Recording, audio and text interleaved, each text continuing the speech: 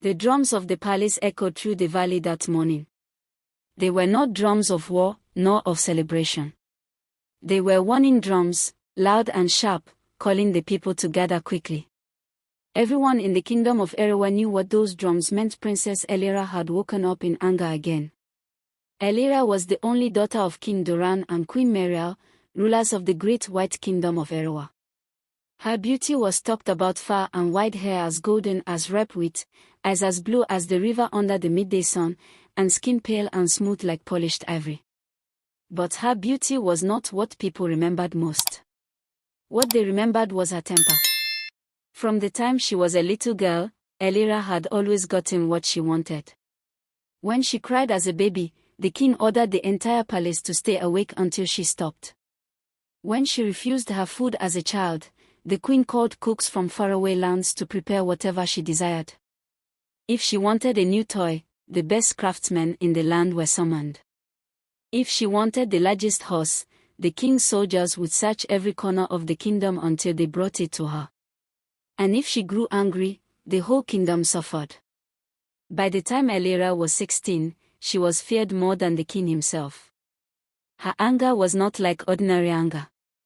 It was a storm that swept through everyone around her. She screamed, threw things, and sometimes destroyed treasures that had been kept for generations. When she did, no one dared to stop her. Not even her parents. So when the drum sounded that morning, the people of Erawa whispered among themselves. The princess is angry again. What could it be this time? Some said she wanted a new palace made of glass. Others said she wanted the moon itself to be brought down for her. But the truth was far stranger. The night before, Elira had sat on her balcony, looking at the stars. She had watched the village children dancing around a bonfire far below, their laughter carried up to her window by the wind. For the first time in her life, she felt something strange emptiness. She had gold, jewels, silks, and horses, but she did not have what those children had, freedom and joy. Elira clenched her fist. Why should they laugh while I feel lonely? I am the princess. I deserve happiness more than anyone. And so, that morning, she told her father what she wanted. Father, she said, her eyes flashing, I want the spirit drum of the ancestors. The king froze. The court fell silent. The spirit drum was not just any drum. It was an ancient treasure guarded deep in the forest, far beyond the palace walls. Legend said it belonged to the first people of Erawa, and whoever beat the drum could summon spirits of wind, water, and fire to obey them. No king, no queen, not even the greatest warrior had dared to take it. It was sacred. King Duran's voice trembled. My daughter, that drum is forbidden. It belongs to the forest spirits. No mortal is allowed to touch it. But Elira's face darkened. I do not care. I want it. If you love me, father, you will get it for me. The queen tried to reason with her. Elira, child, there are things in this world even we must respect. The forest is alive.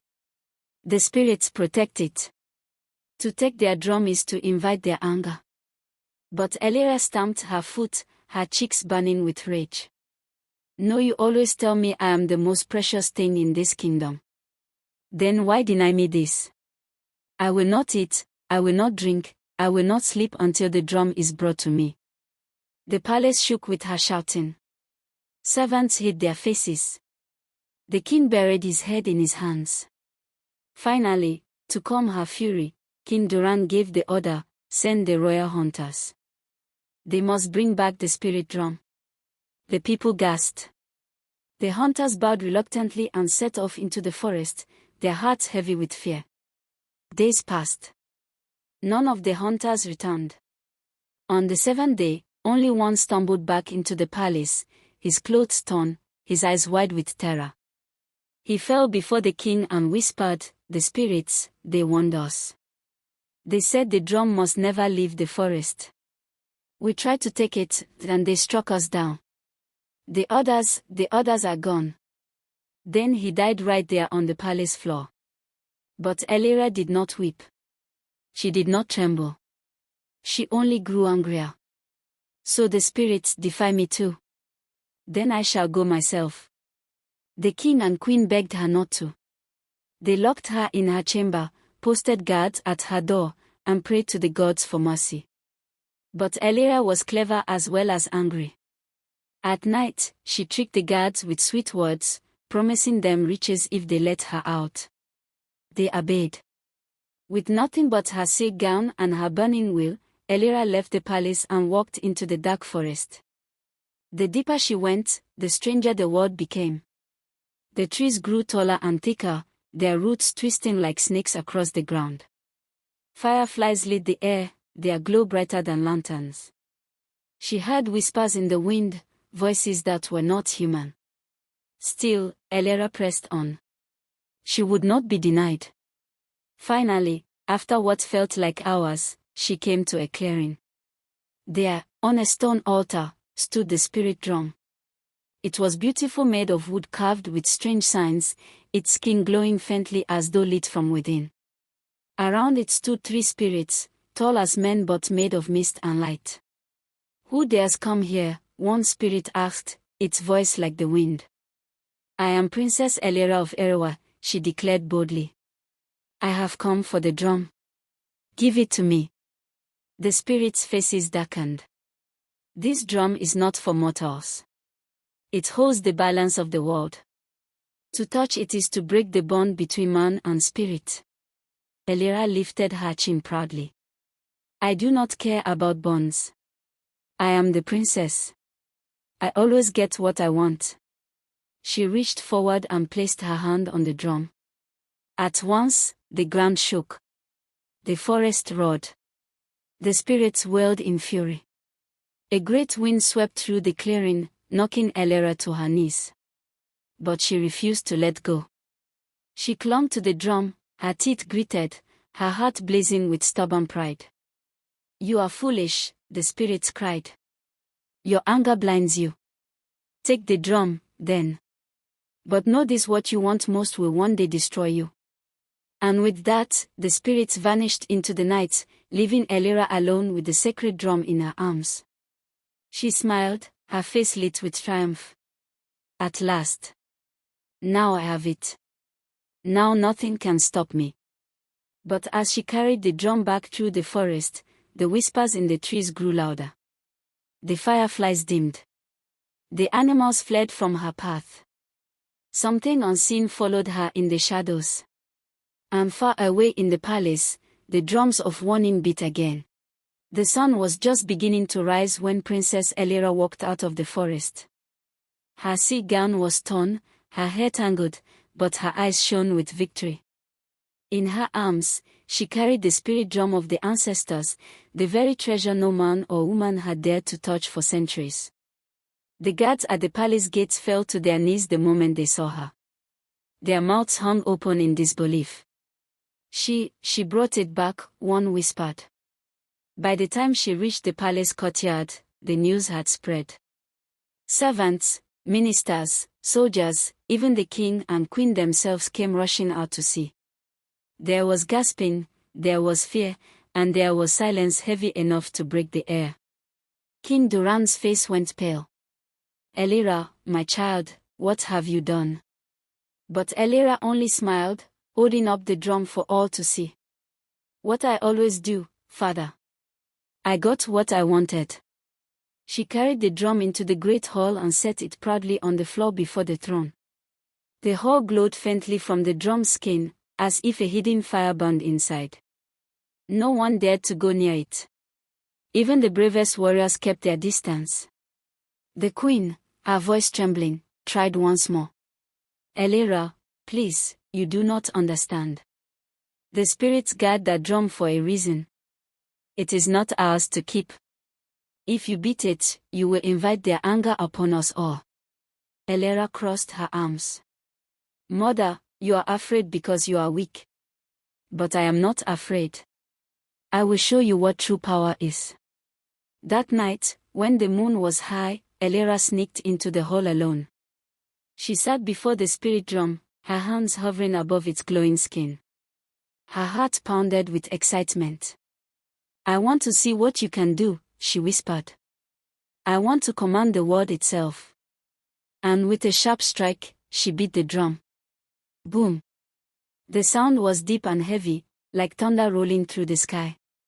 The walls of the palace shook. The torches flickered and nearly went out. Elira's eyes widened as a sudden gust of wind blew through the hall, though every window was closed. Boom! She struck it again. The ground trembled under her feet. From the shadows at the edges of the hall, mist began to gather, swirling like smoke. Slowly, shapes emerged, spirits, their glowing eyes fixed on her. Elira's lips curved into a smile. "Yes, come to me." A tall spirit with a voice like the river spoke first. "Why have you called us, child of men?" "I am Princess Elira," she declared. "You will obey me. I want wealth greater than any kingdom. I want all the jewels of the earth." The spirit's eyes glowed brighter. "As you wish." The next morning, when the people awoke, the palace was overflowing with riches. Gold filled the hallways, jewels glittered on every table, silver shone brighter than the sun. Servants walked carefully, their arms full of treasures they had no place to store. The people were amazed. "The princess has brought wealth beyond measure. Surely she is favored by the gods." But the old men shook their heads in fear. "This is not blessing. This is temptation. The spirits give nothing freely." Elira paid no attention. For days, she beat the drum again and again, calling on the spirits to fulfill her desires. Boom! She wanted clothes woven from silk brighter than the rainbow. The next morning, they appeared in her chamber. Boom! She wanted horses that could run faster than the wind. Soon, a stable full of majestic white stallions stood in the palace grounds. Boom! She wanted musicians with voices sweeter than honey. That very night, strangers arrived from distant lands, singing songs that could make even the hardest heart weep. Whatever she wished, the drum gave. And the more she received, the more she wanted. But with each beating of the drum, the world around her began to change. The skies grew darker, even on bright mornings. The winds carried strange whispers, and storms came without warning. Crops in the villages began to wither, animals grew restless, and rivers overflowed. The people murmured among themselves. "The princess has angered the spirits. Our land is suffering because of her greed." When King Duran heard this, he confronted his daughter in the great hall. The spirit drum glowed faintly at her side as she stroked it like a child with a toy. "Elira," the king said sternly, "enough. This has gone too far. You must return the drum to the forest. The spirits demand balance, and you have broken it." But Elira only laughed. "Father, all my life you have given me everything I wanted. Why stop now? This drum is mine. With it, I can have anything. Why should I return it? Do you not see? I am stronger than the spirits themselves." The queen's eyes filled with tears. She knelt before her daughter, pleading. "Child, listen to me. The drum may grant you what you want, but each gift has a price. Already, our land is dying. Soon, it will not matter how many jewels you have, there will be no food, no water, no peace. Please, Elira, before it is too late." But Elira turned her face away. "You are both blind. I am the future of this kingdom. I will not give up my power." That very night, Elira struck the drum again, louder than ever before. Boom! Boom! Boom! The ground split open in the village square. Flames leapt into the air, and from the fire rose a spirit unlike the others, taller, darker, its body burning with red light. Its voice was like roaring fire. "You have called me, mortal child. Speak." Elira stood proudly. "I want more than wealth. I want more than beauty. I want all people to bow before me. I want to be the greatest queen who ever lived. The spirit's fiery eyes narrowed. That wish carries the heaviest price of all. Do you accept it? Without hesitation, Elira nodded. Yes. I do not care what it costs. The spirit smiled, its teeth like molten iron. Then it shall be so. The next morning, the people of Erawa awoke to find their fields turned to ash, their rivers dry, their animals gone. Hunger spread like fire. Fear gripped every heart. And yet, when they looked to the palace, they saw Princess Elira standing tall, a crown of flame on her head, her beauty shining brighter than ever, her voice commanding like thunder. The people bowed to her, not out of love, but out of terror. For they knew now the princess had become more than human. She had taken the power of the spirits for herself. And far away, deep in the forest, the ancestors stirred in their graves. The balance of the world had been broken. The kingdom of Erawa was once a land of laughter. Children played in the wide fields, farmers sang while planting, and the rivers flowed gently, carrying fish that shimmered like silver. But that joy began to fade the moment Princess Elira took the spirit drum into her hands. At first, the people marveled at the riches she brought. They whispered that she must be blessed by the heavens, for no one had ever seen such beauty, such wealth, such power. But as days turned to weeks, the truth became impossible to ignore. The rain stopped falling. The earth cracked, dry and thirsty. The rivers shrunk until only mud remained. The trees lost their leaves, and the wind carried dust instead of fresh air. The cattle in the villages died, one after another, until the people had nothing to eat but scraps. And all the while, the princess grew more beautiful, more powerful, more terrifying. She sat upon a throne taller than her father's, made of gold and fire, with the spirit drum always by her side. When she walked through the palace, servants fell to their knees and dared not lift their eyes. When she spoke, her voice rang like iron against stone, and no one dared to question her. The king, once strong and proud, now looked like a shadow of himself. His crown felt heavy, his voice weak. Queen Maria spent her nights weeping in secret, praying to the ancestors that her daughter would return to the girl she once was. But Elira was not that girl anymore. She was consumed by desire. One morning, she summoned the council of elders. They gathered nervously in the great hall, the air heavy with smoke from burning torches. Elira sat on her high throne, her golden crown shining with unnatural light. I am tired of ruling only Erawa, she declared. I want the neighboring kingdoms to bow to me as well. I want their kings and queens to bring me tribute. I want my name to be feared in every land. The elders bowed low, but one, an old man named Koro, dared to lift his head. His face was wrinkled like the bark of an ancient tree, his voice thin but steady. Princess, he said, we are already cursed.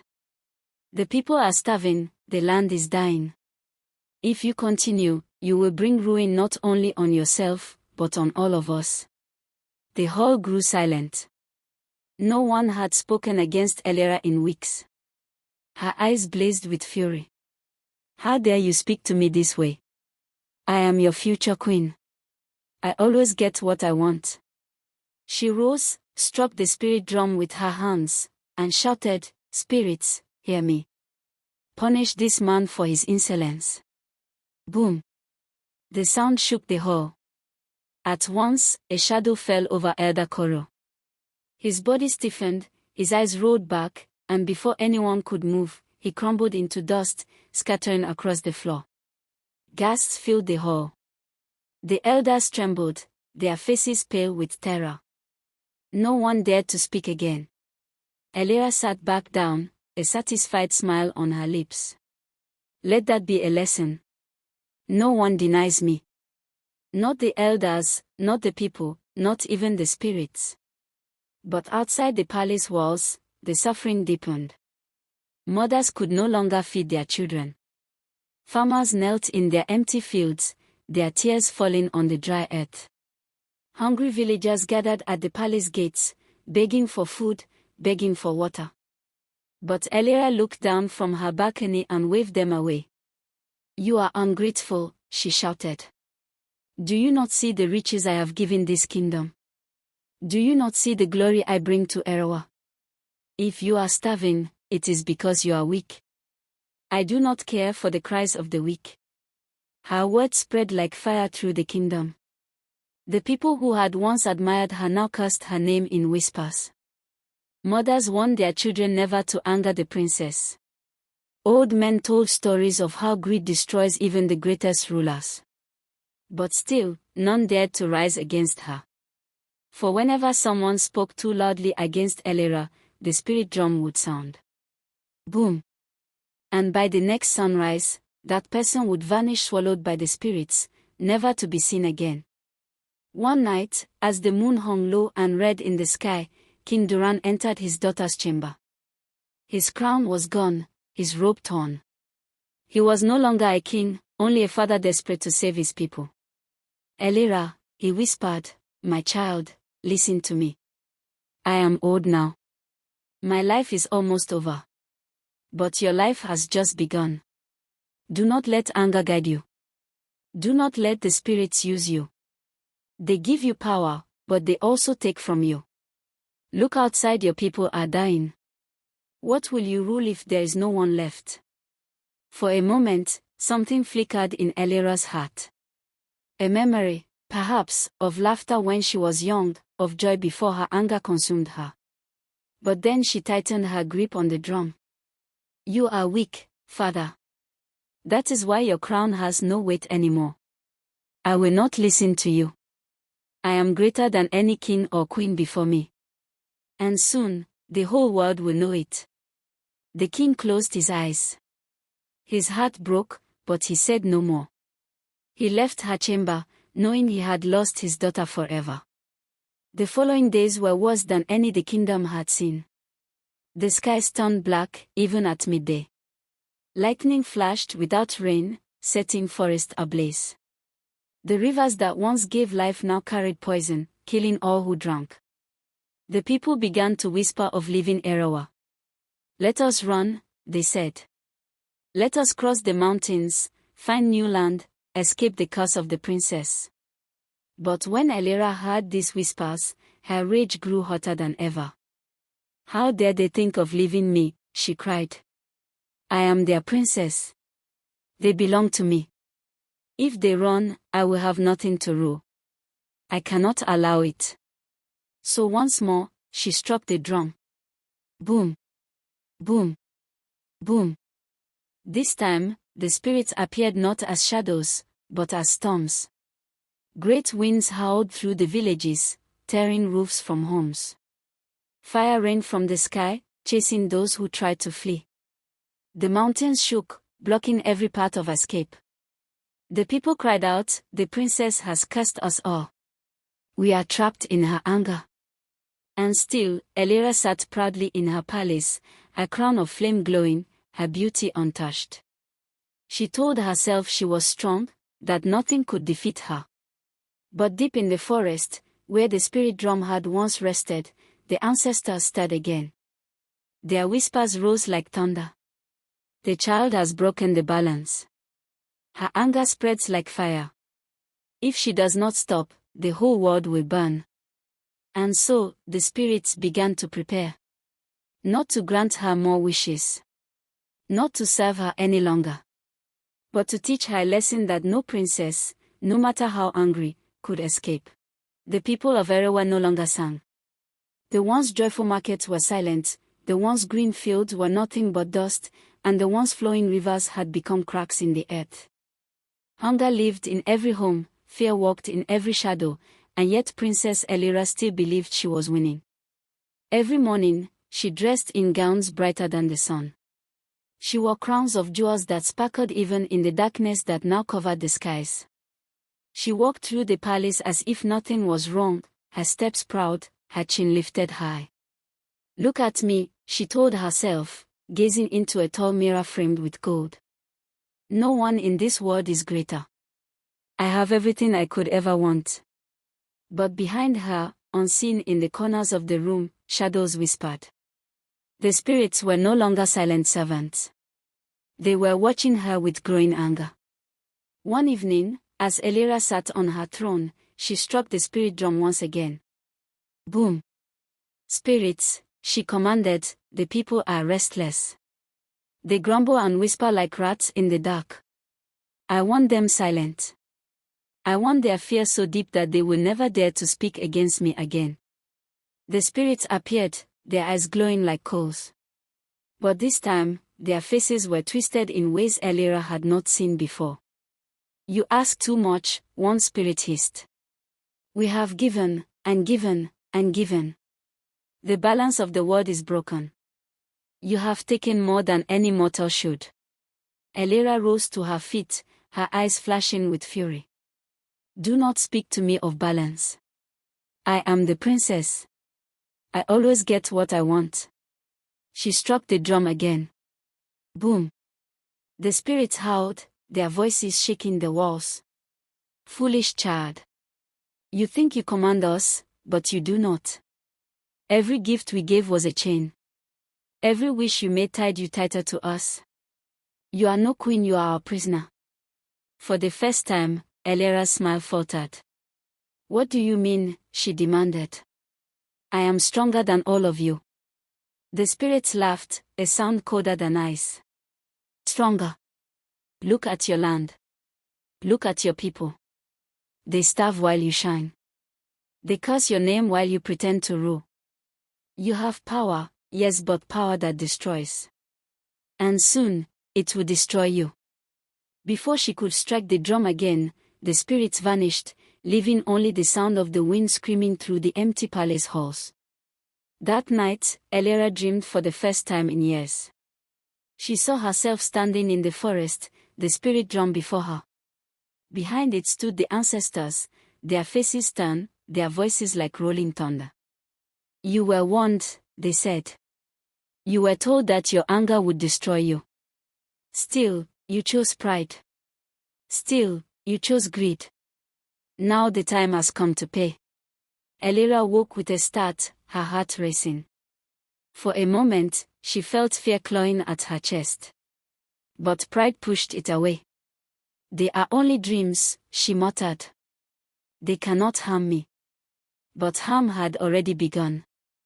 The next morning, when she walked into the hall, the servants avoided her eyes. They moved quickly, their hands trembling as they carried trays of food. Elira frowned. Why do you look at me so strangely? She demanded. Speak. But none spoke. They dropped their heads lower and rushed away. It was only when Elira caught her reflection in a polished bronze plate that she understood. Her face was still beautiful, but her eyes no longer shone blue. They were red, glowing faintly like embers. She gasped, stumbling back. No, no, it cannot be. For the first time in her life, Elira felt something she had never allowed before. Shame. But she quickly smothered it with anger. She smashed the plate on the floor and shouted, "It is nothing. I am still the princess. I am still the greatest." She marched into the great hall and struck the drum again. Boom. Spirits, restore me, make me even more beautiful than before. Make my people adore me again. The drum echoed, but no spirits came. Only silence filled the hall. Elira struck it again, harder. Boom. Obey me, she screamed. I command you. Still, no spirits answered. The glow of the drum flickered, as though the power within was fading. For the first time, Elira felt the sting of helplessness. Days passed. The people grew bolder in their whispers. Some even dared to spit on the ground when her name was spoken. They were no longer afraid, they were desperate. One night, the king and queen went secretly among the people, dressed as ordinary villagers. They listened to their cries, they saw their empty bowls, and they heard the truth. She has doomed us, the villagers said. Her anger has cursed the land. We must end it, or we will all die. The king's heart broke, but he knew they were right. When he returned to the palace, he went to Elera's chamber. She was sitting alone, her crown dim, her eyes glowing faintly red in the darkness. "My daughter," he said softly, "listen to me one last time. The spirits no longer serve you. The drum no longer obeys you. You must return it. Take it back to the forest. Beg for forgiveness, before it is too late." Elera's lips curled in scorn. "Forgiveness? Why should I beg? I am above forgiveness. If the drum does not answer me, I will beat it until it breaks." The king fell to his knees, tears streaming down his face. "Elera, please. I am your father. I love you. But if you continue, the spirits will not only destroy the land, they will destroy you." For a moment, her red eyes softened. A flicker of the girl she once was, the little child who sat on her father's knee, who laughed when he lifted her high, shone through. But pride smothered it again. She turned away. "Leave me. You are no king. You are no father. You are only a weak old man who fears what he does not understand." The king left her in silence, his heart heavy with sorrow. That night, Elera tried again. She beat the drum with all her strength, the sound echoing through the palace. Boom! Boom! Boom! Finally, the spirits appeared, but not as before. They came as storms, as fire, as shadows with teeth. Their voices were like thunder. "Elera of Erewa," they roared, "your time has ended." Elera stood, defiant. "No. I am your master, I am your queen. You cannot take what is mine." The spirits laughed, a terrible sound that shook the palace walls. "We gave you power, and you used it to destroy. Now we take back what is ours." They reached for her, their shadows wrapping around her arms, her legs, her throat. The drum at her feet cracked, its glow flickering like dying fire. Elera screamed, struggling, but the shadows held her tight. "No, I am the princess, I always get what I want." Her voice echoed through the empty halls, desperate, furious, afraid. But for the first time in her life, her words had no power. The ancestors had decided. The palace shook as the spirits filled the great hall. Their forms twisted like smoke, their eyes glowing like fire, their voices rumbling like the earth itself. The spirit drum, once bright, now cracked and broken, let out a final groan before its glow went dark. Elera stood in the center, her golden gown torn by the winds that whipped around her. Her crown of flame flickered weakly, her red eyes glowing with both fury and fear. She tried to stand tall, but her knees trembled. For the first time, she felt the weight of being powerless. "No," she screamed, her voice echoing across the hall. "I am the princess. I always get what I want. You cannot take this from me." The spirits circled her, their voices rising like a storm. "You have taken too much. You have broken the balance. You have starved your people, cursed your land, and spat upon the gifts of the ancestors. You were warned, yet you chose pride. Now you shall learn what it means to want and never have." Elera shook her head, her hair whipping in the wind. "I will not bow to you. I will never beg." She rushed to the spirit drum and struck it again with all her strength. Boom! But nothing happened. No spirit appeared, no gift fell from the heavens. The drum was dead. Elera's eyes widened in horror. She struck it again and again, her hands bruising against the skin. Boom! Boom! Boom! Still nothing. Only silence. The spirits laughed, their voices mocking her. "Do you see now? Power is not yours to keep. You are not our master. You are our lesson." The winds lifted Elera off her feet. She thrashed wildly, clawing at the air, screaming at the top of her voice. "Put me down, do you hear me? I am your princess. I always get what I want." But her words were swallowed by the storm. The king and queen rushed into the hall, drawn by the sound. They fell to their knees when they saw their daughter surrounded by the furious spirits. "Please," Queen Maria cried, tears streaming down her face. "She is our only child. Spare her life." King Duran raised his trembling hands. "If punishment must fall, let it fall on me. I am her father. I should have stopped her long ago." The spirits turned their glowing eyes upon the king and queen. Their voices were softer, but still heavy with judgment. "You loved her too much. You gave her everything she wanted, and in doing so, you planted the seed of her ruin. But this fate is hers, not yours. She chose anger. She chose greed. And now, she must pay." The queen sobbed, clutching her husband's arm. The king lowered his head, knowing there was nothing more he could say. The storm of spirits lifted Elira higher, until she hovered above the throne where she once sat so proudly. The winds roared louder, and her voice shrieked through the hall. "I am the princess. I always." Her words cut off with a crack of thunder. In an instant, she was gone. The winds died. The hall grew still. The broken drum lay silent on the floor.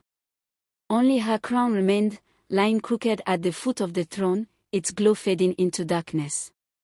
The king and queen stared in silence. The palace walls, once covered with gold and jewels, now stood bare. The treasures the spirits had given melted into dust, blowing away with the last of the storm. And outside, the land began to breathe again. The black clouds broke apart, and for the first time in many months, sunlight touched the fields. The earth drank the light greedily, cracks closing, shoots of green pushing through the soil. Rivers began to trickle, then flow, their waters clear once more. The people lifted their heads to the sky and wept with relief. "The curse is broken," they whispered. "The spirits have shown mercy." But their mercy had come at a heavy price. The princess who always got what she wanted was gone forever. Days later, the king called his people together in the village square. His voice was heavy, but steady. "My people," he said, "we have lived through sorrow. We have seen what happens when pride blinds us, when anger controls us, when greed destroys the balance of the world. My daughter, Elira, believed that because she was a princess, she could have everything she desired. But in the end, she lost everything, even her own life." He raised the broken crown in his hands, its once brilliant glow now dull. "Let this be a lesson for us all.